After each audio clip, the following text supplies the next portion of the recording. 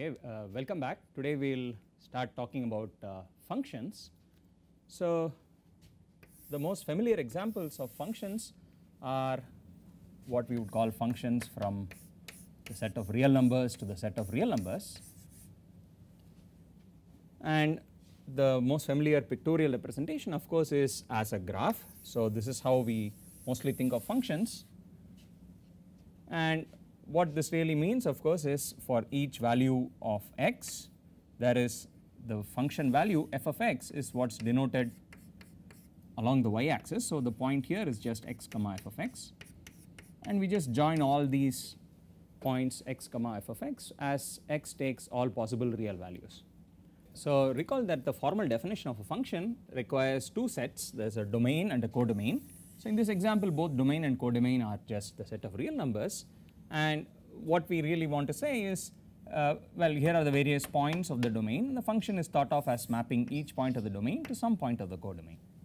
So, now of course a natural question we might ask is, well, what does the function do to subsets of the domain? So, for instance you pick out some chosen subset of the domain and ask what do all the points in this subset map to under the function. So, you just collect together the images of points which come from the chosen subset and put them together and ask what set is this. Okay, so, this is often a very natural and instructive way of looking at functions. Beyond just what it does to points, you also sort of want to think of it in terms of what it does to regions or what it does to various subsets of the domain. So, let us try and do this for the familiar function from the real numbers to the real numbers. So, the question here we will ask is, what does a function typically do to a set of the following form, to an interval? Okay. So, what does this mean? What I want to do is the following. I want to take an interval, closed interval a b. This just means the set of all real numbers which lie between a and b, including the two endpoints both a and b.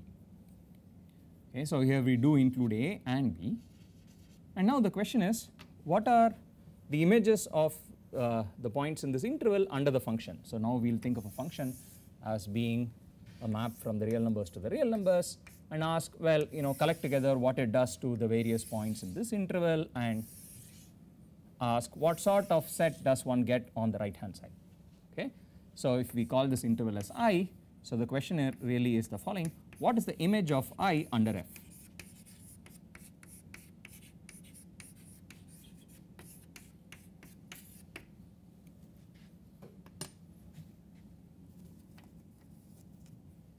Okay, so let us try and answer this more or less from the graph of the function.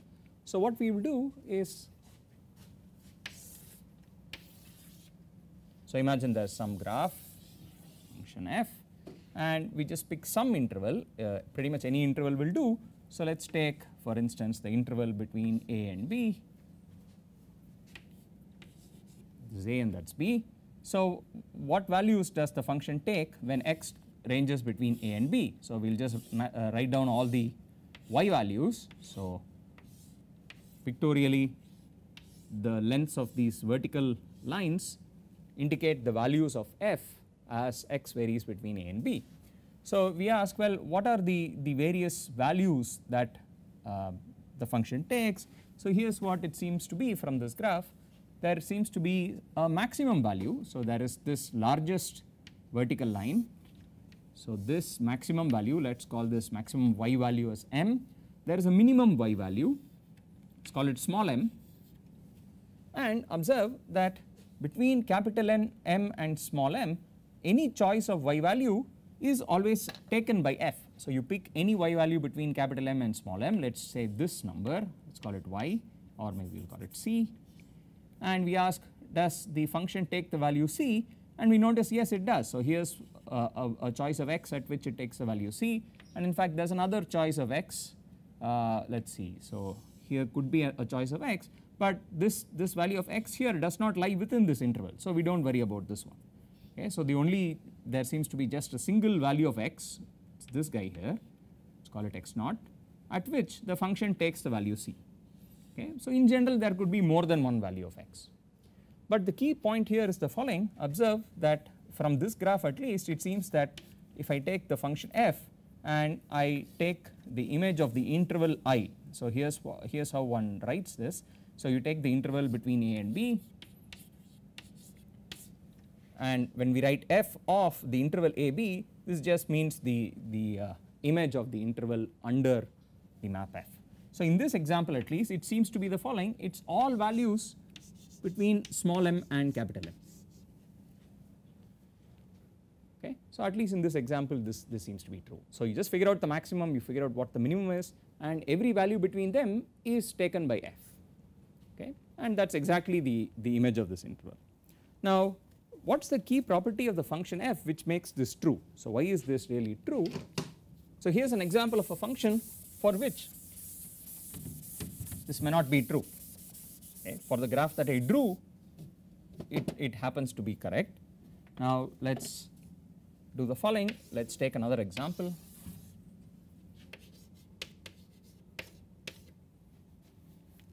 Let's write out the formula for the function f of x equals, well, it's defined in two pieces. It's the value x if x is positive, and it's the value x minus 1 if x is negative. So it's a piecewise defined function, and if you draw the graph of this function, here's what one finds. It's just the graph of the line y equals x. So this is the graph of the function when x is positive, and when x is negative it's more or less the same line, just shifted down by 1. Okay, so here's the graph, and the key point to observe is that this point here where the bottom line meets the y axis is not on the graph. So we often denote it by a circle like that, and this is sometimes shaded in to indicate that this point is on the graph. Okay. So what we now have here is the graph of this function f, and now we could ask the same question. If I take an interval, so let's say take the interval between -1 and +1, so just consider this closed interval here and ask, well, what are all the y values, what are all the values of the function when x ranges over this interval? So we do the same thing, we draw all the, so here are the various y values that you get, and when x sort of ranges in the positive side, at x equal to 0 you get this point here, and then you get these vertical lines. So these are the various y values that you obtain. And now again observe that the maximum value is a 1, the minimum value is in fact a -2, right. So those are the maximum and minimum values, but here's a key difference as compared to the previous case. The values of y between 0 and -1, so these y values, so you take any y value between 0 and -1, those y values are never attained by this function in this interval. Okay. So for instance, if I take y equals -12 and ask, well, what value of x would possibly give me a value of -12, so I just draw this horizontal line and ask, does this horizontal line meet the graph of this function at all? Okay, and I find that of course it doesn't, right. So here is a function for which so if I take the interval I in this case to be the interval between -1 and 1 and ask what's the image of f, what's the image of I under f, the answer seems to be the following. I get, well, of course the y values here are everything between 0 and 1 certainly occurs, so it is the set of all x. So here's one way of writing this, it's all values of x between 0 and 1, those are certainly there, and if you look for what happens when x is negative, you get all values between -2 and -1. So we say that this is this set, this interval union all values between -2 and -1, but notice -1 is written as an open interval, so the value -1 itself is not attained. Okay. So here's the image of this interval under this function f. Okay. So this turns out not to be an interval, this is sort of a union of two different pieces. In the earlier example, the image of an interval just turned out to be an interval itself. Okay. It was just the interval of all numbers between the minimum and the maximum. So in other words, there are no breaks in between, so somehow that's the key intuition to keep in mind. So why was this property true for the first function and false for the second one? The key thing which made it work is what's called continuity. the fact that the graph of the function did not have any breaks. Okay. So informally, continuity just means that when you draw the graph of the function f, so like the very first graph we drew, something like this, the graph was just drawn continuously, there is no break in the graph itself. So this is an example of a continuous function, as opposed to the second graph which look like this, and this is an example of a discontinuous function. And in fact, we often say that the discontinuity is at the value of x equals 0, that is sort of where the break occurs. Here there are no breaks at any value of x. Okay.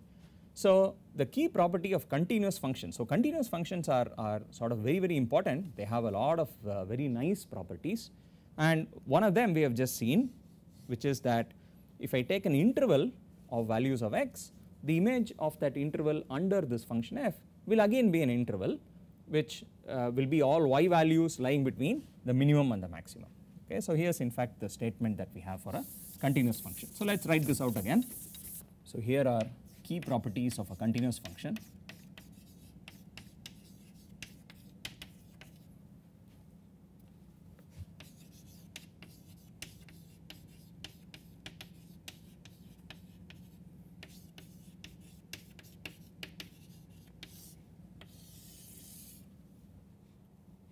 So let f be a continuous function, so let f from R to R be continuous, and let I be a closed interval, let I be a closed interval. So let us say it is all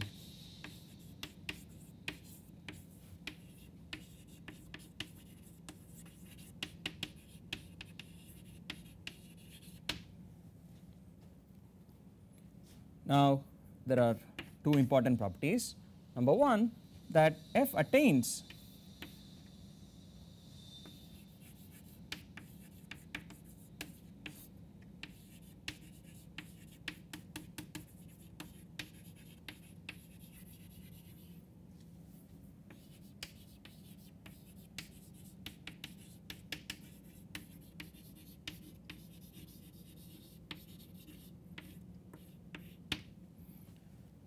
Okay. The first property, which somehow looks rather obvious, but there are examples, easy examples where we can see it may fail. So the first thing says, in fact, there is a value of x at which f attains its maximum, and a value of x at which f attains its minimum value on I. Okay. So we do have a maximum value and a minimum value. Let us call these m and small m. So that is fact number one. And fact number two is the thing that we just said, that it attains every value in between. So let us also say f attains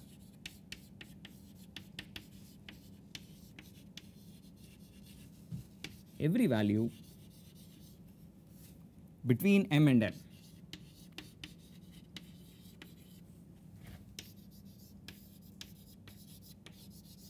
On the interval I. Okay. So there is a maximum value which it attains, there is a minimum value which it attains, and in fact it attains every single possible value between small m and capital M. And both these statements are very easily false in examples of discontinuous functions. So we have already seen an example where the maximum and minimum value are attained. So here is the function m, small m and capital M were both attained when you take the interval to be the interval between -1 and 1, but values between, every value between the minimum and maximum was not attained. There were values, for instance, between 0 and -1 which were not attained by the function. Okay. So that is an example where f is discontinuous and the second property fails. Now let us also look at an example where the maximum and minimum are in fact not attained. Okay. In other words, there really is no maximum or minimum. So here is one of the standard examples. So we could take the interval between 0 and 1, but let's define the function first. So let's take the function f of x to be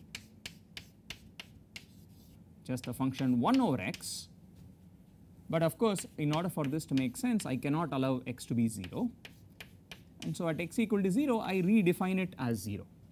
Okay, so here again is a piecewise defined function. If x is positive, what you get is the graph of 1 over x, which looks like that. If x is negative, again it's this graph, the same thing, 1 over x, and 0 alone is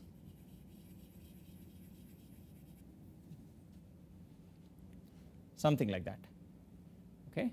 Now let's do the following. So at 0 the value is 0. So again let's try and take an interval. So let's take an interval, let's say between -1 and 1. So I'll just take the same thing as before. So let's look at the interval between -1 and 1, and now we ask what are the values of f in this interval, and we observe the following. If you look at the y values, then they keep getting larger and larger and larger, right. So they go off to infinity is how we often say this. Similarly, the y values for negative values of x go down to -infinity. So now if you ask, well, what's the maximum value of f on this interval between -1 and 1? So at 0 itself it is a 0, so there's no problem really at 0. But if you ask what's the maximum value, well, we observe there really is no maximum. In some sense it's like infinity. The value of f is larger than any number you can write down. Similarly, there is no minimum because the value of f becomes more and more negative. It sort of tends towards -infinity, and so, well, there really is no maximum or minimum in this example. Okay. So, and notice again that this is an example of a discontinuous graph because clearly there is a break at 0. So we draw the graph really is in 3 pieces. There is the negative 1 by x piece, the positive 1 by x piece, and the piece at 0. Okay. So this again is an example of a discontinuous graph, and one in which there is neither a maximum nor a minimum on the interval between 0 and 1. Okay. So having a nice continuous function will give you both these properties, that you will actually get a nice finite maximum value, a minimum value, and every value in between will always be attained. Okay. Now this second property here, that every value in between is attained, is sort of like the intuitive notion of continuity. It's a formulation of something very intuitive about continuity, that when you draw a graph in a continuous fashion, you really must pass through all intermediate values, right. So here's another way of stating this. So if I have the interval between a and b, so there's a way of stating the same thing without bringing in the maximum and minimum values. So here's the statement. Suppose I have a graph of a continuous function and I want to see what it looks like between a and b, for instance. So at a I have some value, so let's say this is the value f of a.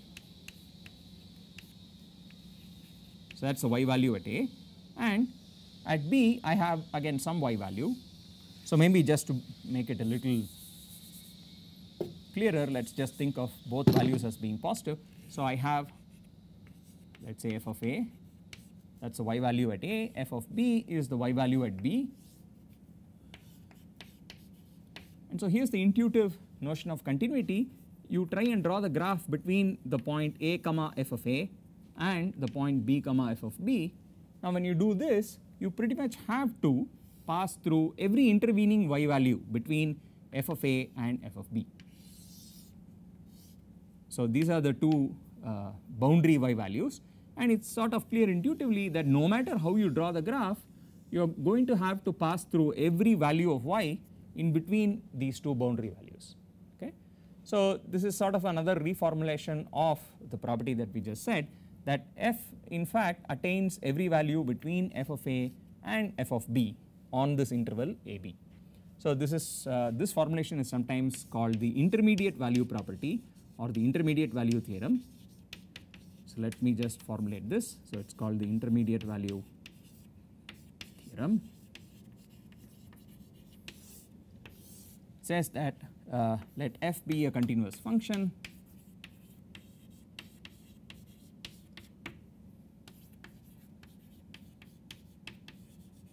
let's say from the real numbers to the real numbers, you in some sense you really only need it on the interval AB, but for now let's not worry too much about this. So let f be a continuous function from the real numbers to the real numbers, and let's just restrict attention, let's call I to be the interval AB.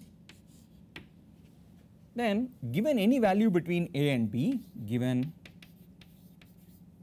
any number C, any real number C, where does C lie? It's a number between A and B. What can one do? So let's take a number C between, C is between f of A and f of B. I should have been careful. Given a real number C between f of A and f of B, so it's a y value between the two boundary y values. What I can conclude is there surely exists a point on the graph, so let's call it x0.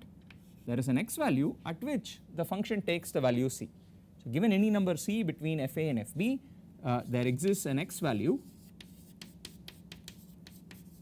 let's call it a real number x0 between A and B,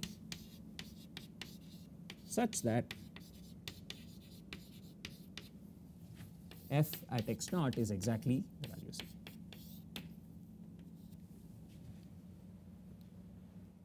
Okay, so this theorem here is called the intermediate value theorem. The proof uses some very important properties of real numbers and so on, so we won't get into the formal proof itself, but this much should be clear that it is a rather intuitive property of continuous functions, somehow capturing the feeling that you sort of don't really lift your pen off the paper when you draw the graph from the two endpoints, well, going from one endpoint to the other. Okay, and this somewhat simple looking property has lots of very interesting applications, and we will look at least a few of these applications next time.